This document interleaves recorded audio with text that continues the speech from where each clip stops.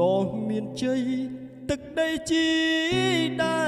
នស្នេហ៍ខ្ញុំមែនតែនតែគេច្រណែនគេចង់កាល័យប្រវត្តិជូចត់បងហើយនឹងស្រី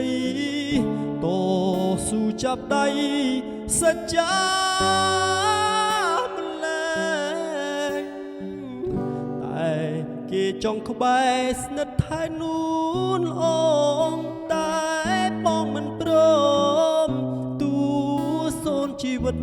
ក៏មិនគិតក្រែងធ្វើជារនាងអោពាំងមិនលែងអ្នកចង់ប្រជែងត្រូវឈប់ប្រាថ្នាជួភ្នំ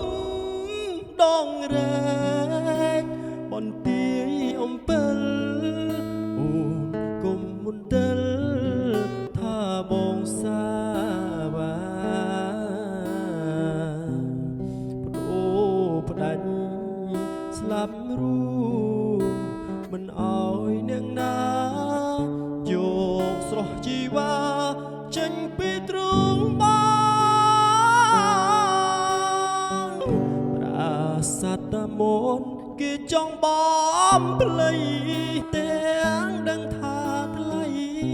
តាមពិតរូបស្រីជាគូស្នេហ៍បងក្របីជាសាងសីផ